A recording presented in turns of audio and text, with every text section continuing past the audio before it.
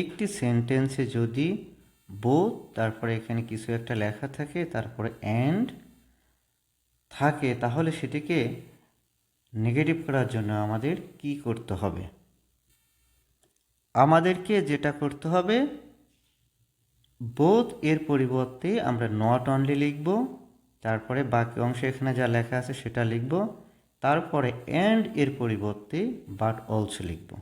যেমন এখানে বোথ আছে, আমরা এখানে লিখব নট অনলি, এবং এখানে রয়েছে অ্যান্ড, আমরা অ্যান্ডের পরিবর্তে লিখব বাট অলসো। তাহলে এই যে বোথ আর অ্যান্ড এর মাঝখানে যে শব্দটা আছে, এই মাঝের শব্দটা এখানেই থেকে যাবে।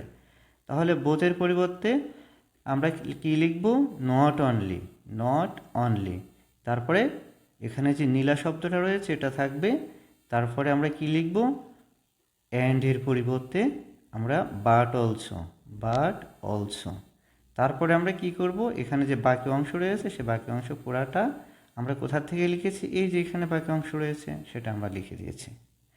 তাহলে আমাদের বোথের পরিবর্তে শব্দ লিখতে হবে এখানে যেটা লেখা আছে নট অনলি, আর অ্যান্ডের পরিবর্তে আমরা বাট অলসো এনে জাস্ট এভাবে আমরা করব।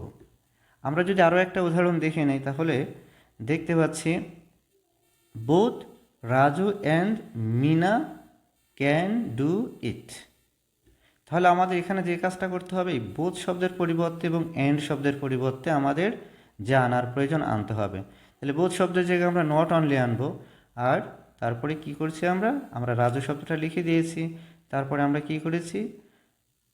অ্যান্ডের পরিবর্তে আমরা কি এনেছি? But also. তারপরে বাকি অংশ যা ছিল আমরা সুন্দর করে লিখে দিলাম।